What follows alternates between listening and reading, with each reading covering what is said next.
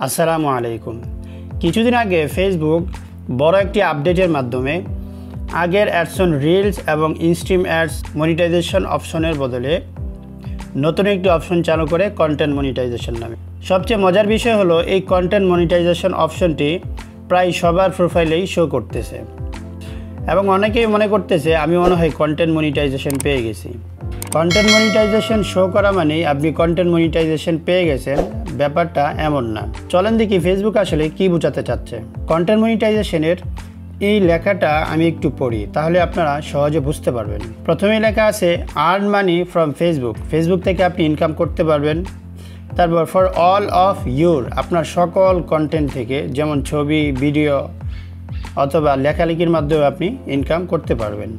এখানে লেখা আছে ওয়াইল পারফর্মিং এলিজিবল কন্টেন্ট, মানে নিয়মিত ভালো এবং অথেন্টিক কন্টেন্ট আপলোড করলে তবেই আপনি এখান থেকে ইনকাম করতে পারবেন।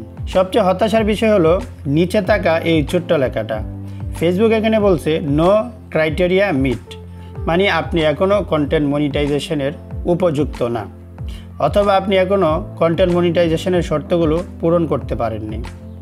আপনি যখন কন্টেন্ট মনিটাইজেশনের উপযুক্ত হবেন তখন ফেসবুক আপনাকে নিজে থেকে এরকম একটা ইনভাইটেশন পাঠাবে। তবে হতাশ হওয়ার কিছু নেই, নিয়মিত ভালো এবং অথেন্টিক কন্টেন্ট আপলোড করে যান, ইনশাল্লাহ আপনি একদিন সফল হবেনই। সো এই ছিল আজকের ভিডিওটি ভালো লাগলে লাইক এবং শেয়ার করবেন, নতুন ক্রিয়েটর হিসাবে ফলো দিয়ে পাশে থাকবেন, আর ইউটিউব থেকে দেখে থাকলে অবশ্যই সাবস্ক্রাইব করতে ভুলবেন না। দেখা হবে পরবর্তী কোনো ভিডিওতে। আসসালামু আলাইকুম, আল্লাহ হাফেজ।